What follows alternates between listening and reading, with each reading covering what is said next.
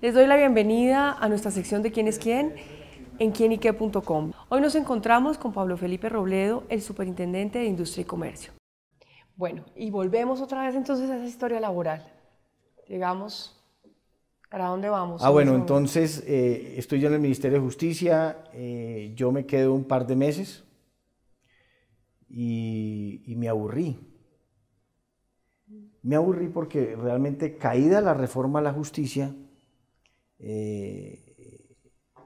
sale el ministro Esguerra, él, diríamos, asume la responsabilidad política de lo ocurrido, que le repito, en un acto de gallardía, eso casi nunca ocurre en este país, nombran a la nueva a ministra, que era Ruestela Correa, yo sigo de viceministro, ella gentilmente me dice que le siga acompañando, yo me quedo un par de meses con ella, pero yo me aburrí porque caída la reforma a la justicia y habiendo aprobado los códigos de una u otra manera, lo que yo había ido a hacer desde que Vargas me invitó a ser viceministro, ya lo habíamos hecho. Y era un momento en donde ya no había como agenda de justicia, un momento muy difícil del ministerio. Todo el mundo muy achicopalado por el tema del hundimiento de la reforma. Y entonces yo me dediqué como a dictar conferencias de los códigos. Y yo viceministro conferencista, y yo dije, no, pues esta sí es la bobada más grande del mundo, yo aquí de viceministro y dando conferencias, yo para dar conferencias no tengo que ser viceministro. Y entonces me fui donde la ministra, hice mi computador, mi decreto de aceptación de la renuncia, fui donde la ministra, le cogí la firma, me fui para donde Cristina Pardo, la presidencia, la secretaria jurídica, le dije, por favor, dígale al presidente que me acepte esta renuncia. Que yo ya me voy. Y el presidente Santos tuvo dos detalles conmigo que nunca olvidaré. La primera, yo me acuerdo exactamente qué día fue. Era un martes 18 de septiembre del año 2012, 8 de la noche, y me llama. Me dice, mire, es que tengo una renuncia acá y yo quiero saber usted por qué se va. Alguien le pidió la renuncia, alguien lo llamó, la ministra, o sea, pues ¿usted por qué se va del gobierno? Entonces le dije, no, presidente, yo creo que ya cumplí mi ciclo, etcétera. Fue además súper amable del presidente. ¿Ustedes tenían alguna relación antes o ninguna? O sea, ¿se conocen por el trabajo? Yo al presidente... ¿Sus relaciones? Yo a Juan Manuel Santos lo he visto 2 veces en mi vida, no voté por él. Yo voté en la primera vuelta del 2010 por Vargas Lleras y en la segunda voté en blanco, yo no voté por el presidente Santos. Y yo no me considero amigo del presidente Santos, amigo. Yo lo que creo es que él y yo hicimos una gran relación profesional de jefe a subalterno. Y yo creo que él me tiene a mí aprecio, y me tiene cariño, y me tiene respeto, y yo a él le tengo más cariño, más aprecio y más respeto. Pero no, yo no soy amigo de él, o sea, él no me dice, camina, vámonos para cine, o ¿dónde está almorzando? Porque no va a almorzar conmigo, o véngase para Cartagena este fin de semana, que me encanta estar con usted y hablar paja con usted. No, eso no tengo esa relación con él. Ojalá la logre cultivar siendo el expresidente, pero diríamos, hemos tenido una relación súper profesional. Pero entonces el tema, él me dice ahí al final, bueno, y si le ofrezco otro alto cargo en el gobierno, ¿usted se quedaría? Entonces yo le dije, pues presidente, las ofertas pues, son para oírlas, etcétera. Y 2 días después me llamó. Y entonces me dice, ¿se acuerda? Yo ya estaba, era el 20 de septiembre, 8 de la noche también. Yo estaba con una cajita, como hacemos todos los funcionarios públicos cuando nos vamos a ir, que echamos que traemos una caja y empiezan a echar cositas en la caja. Y hace su trasteo. Y yo estaba en esas. Un segundo, yo me voy a quedar un momentico en el trasteo. ¿Qué cositas se lleva usted de su trasteo de cuando cambia? Pues muy poquitas, unos libros y un par de fotos y fotos ahí que tiene uno del gobierno y no sé, muy poquitas cosas, muy poquitas cosas, yo no tengo muchas cosas. ¿Algo que lo acompañe siempre en todos sus trasteos o nada? No, nada particular. Cierro paréntesis, ahora sí. Y entonces imagínate que estaba yo empacando eso. Y entonces suena el teléfono, Falcon Palacio Nariño y tal, uy, ¿qué será? Bueno, tan presidente. Y yo, ¿se acuerda que le dije que le iba a llamar? Y yo, sí, presidente. Bueno, le tengo una oferta. ¿Usted quiere ser superintendente de Industria y Comercio? Había coincidencialmente renunciado 8 días antes José Miguel de la Calle. Y entonces yo le dije, presidente, rotundamente sí, y usted no se va a arrepentir de nombrarme superintendente de Industria y Comercio. Entonces hablamos ahí un rato y no sé qué, y a los 10 minutos mandó un trino diciendo he nombrado al viceministro, No faltó quien dijera, aquí en Colombia la gente se cae para arriba, porque como yo venía fracasado de la reforma a la justicia. O qué favor hizo, sí, le están devolviendo el favor. Y entonces, bueno, listo. Y entonces yo empecé a trabajar inmediatamente. Y ahí ya llevo 6 años de superintendente. Entonces imagínense, una persona que no votó por Juan Manuel Santos, como un día le dije yo al propio presidente, una persona que no votó por él, termina siendo uno de los 4 o 5 funcionarios del gobierno que lo acompañaron desde el primer día hasta el último día, como le dije yo, y no en París, porque así es más fácil que lo nombren en París, o que lo nombren en Alemania, que lo nombren en Italia, eso es más fácil. No, en Bogotá, aquí en el centro. Y termina siendo mi paso por la superintendencia lejos, la experiencia más maravillosa que he tenido yo desde el punto de vista profesional. Usted nos ha dejado muy claro que no existía esa relación de amistad y que esto no fue por amistad, fue por trabajo. Sí. Porque pues obviamente uno ve que uno de los miembros de su equipo, que podría uno decir leal, pero que hizo su trabajo con independencia fue usted. Sí. Porque usted pisó muchos callos además. Sí, y le fue leal al presidente. Y le fue leal al presidente. Sí. ¿Y eso no fue en algún momento un problema? Cuando usted arranca con ese cambio, que ya nos va a contar cómo fue, cómo encuentra esa superintendencia, qué cambio hace, porque pues la gente lo reconoce como una mano dura, una persona que se comprometió y que lo que usted dijo en ese momento a los medios de comunicación se cumplió.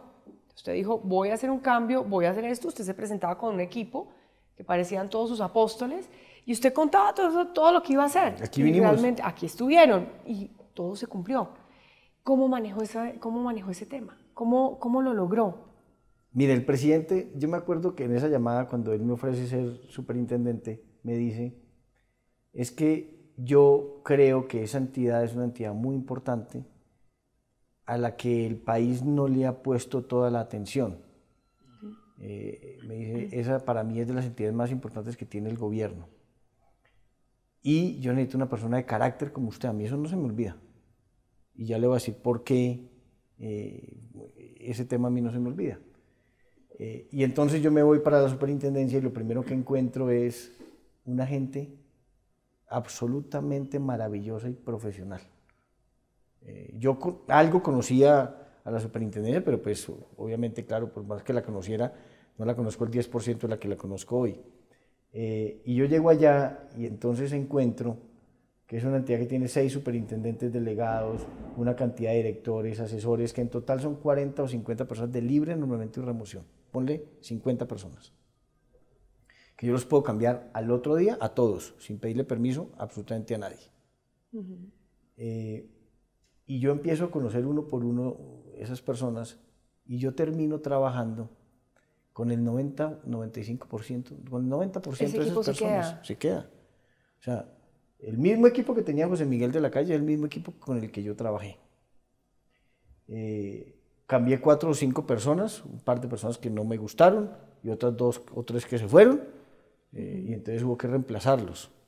Entonces yo nunca barrí en la superintendencia, ni me puse a inventar, ni a traer una gente de afuera que no conocía, no me quedé con la gente de adentro. Toda una gente muy especial y muy preparada y con mística, etc. Yo me refiero a esos porque diríamos ese es el grupo más cercano con el que uno trabaja. Obviamente hay una cantidad de gente en la superintendencia igual. Y empezamos fundamentalmente a tener unas investigaciones y la posibilidad de aplicar por primera vez unas nuevas leyes que habían salido. Había habido una nueva ley de competencia, una nueva ley del consumidor, teníamos investigaciones muy importantes y cuando llegó el momento de poner sanciones, las pusimos. Que era la parte más dura. La primera sanción se la pusimos a Claro, una sanción de 85.000 millones de pesos. La multa más grande que una empresa había tenido en Colombia había sido de 1.000 millones en la superintendencia. Yo me acuerdo que la gente pensó que era que yo me había enloquecido. A mí me dicen, ¿cuál fue ha sido la decisión más difícil de tomar? Y yo, la primera.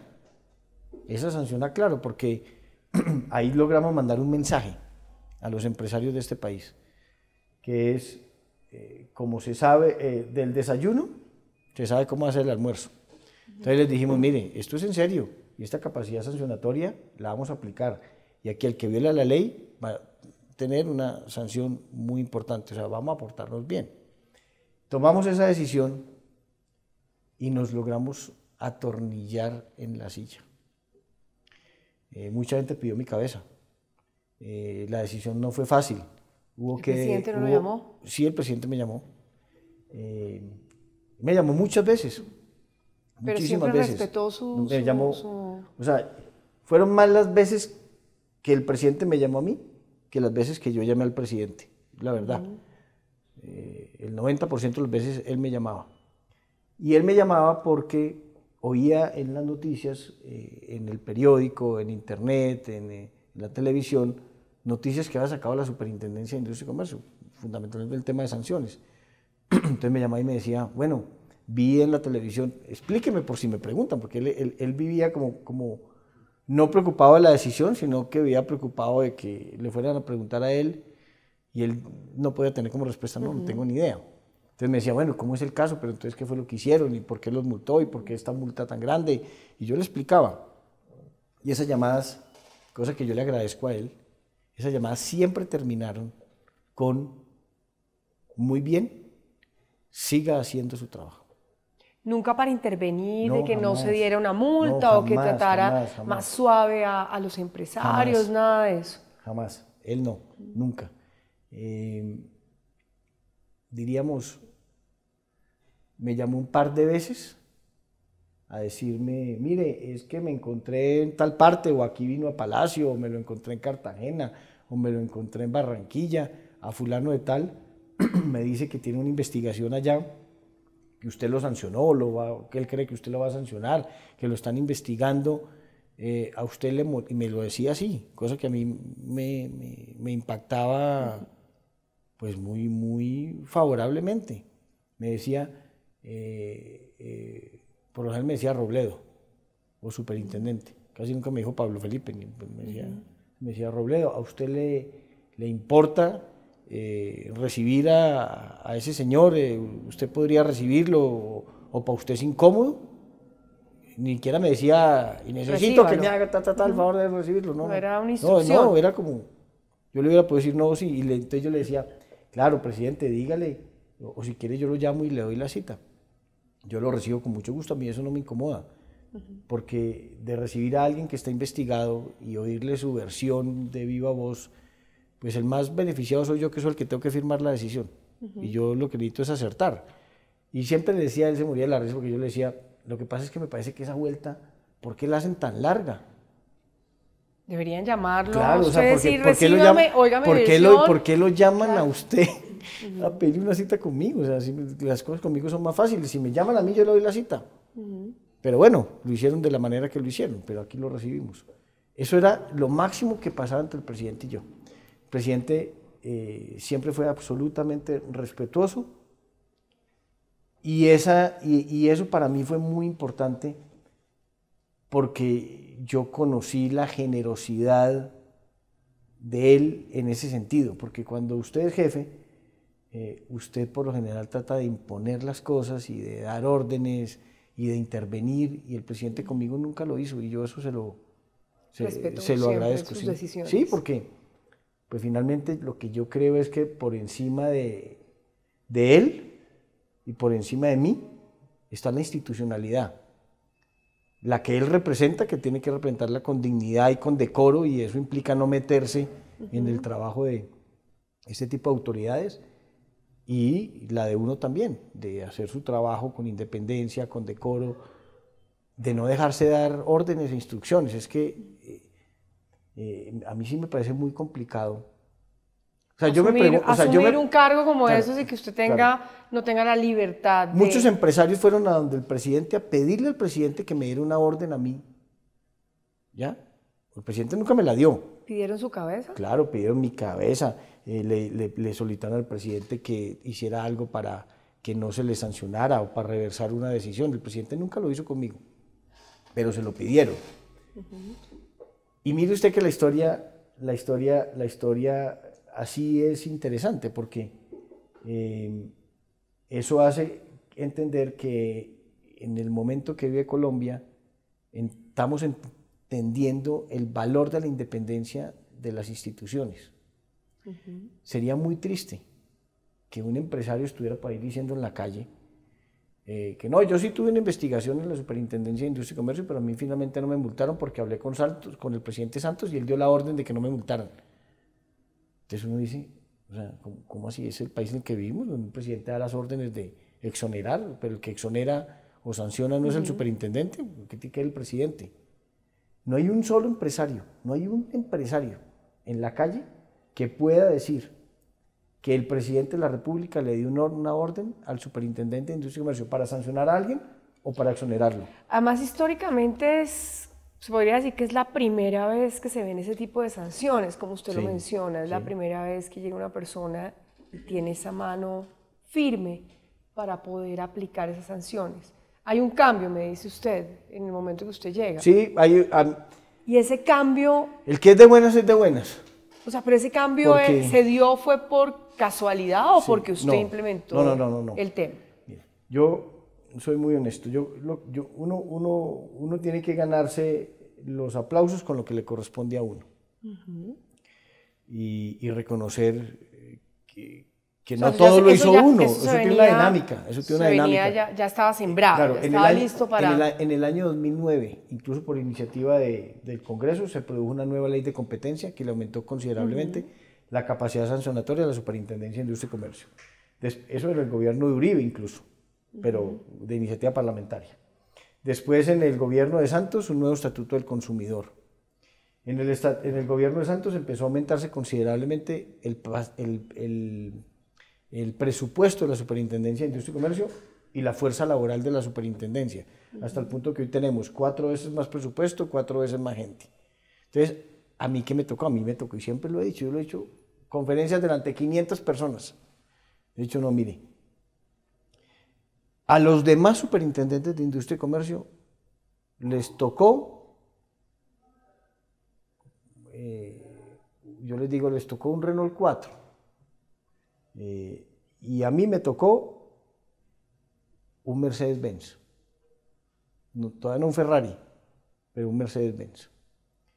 Esos superintendentes que tuvieron el Renault 4 hicieron lo que pudieron hacer con el Renault 4 y yo estoy haciendo lo que puedo hacer con ese Mercedes.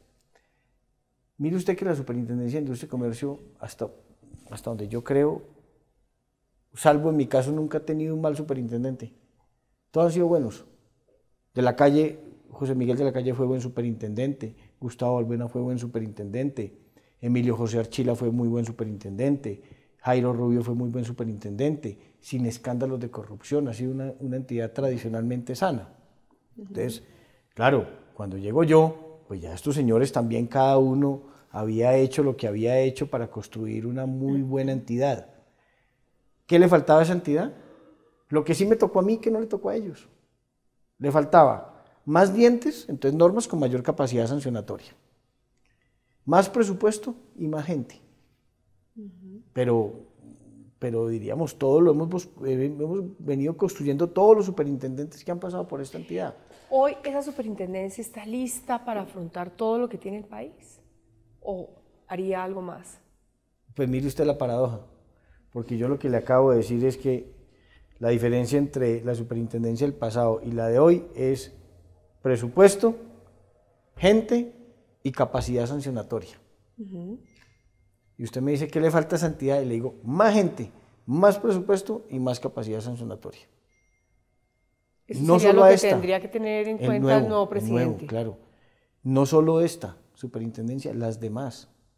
En Colombia pasa una cosa tristísima, que es, hay 10 superintendencias. No existe, Adriana, un superintendente, no existe un superintendente que esté contento, o al menos, aunque sea satisfecho o cómodo, si se quiere, con la superintendencia que tiene y con la capacidad sancionatoria que tiene. Y se lo está diciendo quien de una u otra manera hoy está al mando de la superintendencia a la que todos quieren parecerse. Y no lo digo, lo digo en el buen sentido de la palabra. Sí. Tú oyes unas declaraciones del superintendente de Economía Solidaria y dice, es que yo quiero ser como la superintendencia de Industria y Comercio. Hasta el propio superintendente financiero muchas veces lo ha dicho, el superintendente de sociedades muchas veces lo ha dicho, que son las otras, que son las tres superintendencias que son más referentes. Somos un gran referente para las demás. No estamos a gusto con lo que tenemos. Damos más gente, más presupuesto y más capacidad sancionatoria. Imagínense los otros. Hasta el punto que yo de una u otra manera le he dicho al gobierno del presidente Duque, se lo dije a la Comisión de Empalme, Colombia tiene que repensar el papel de las superintendencias.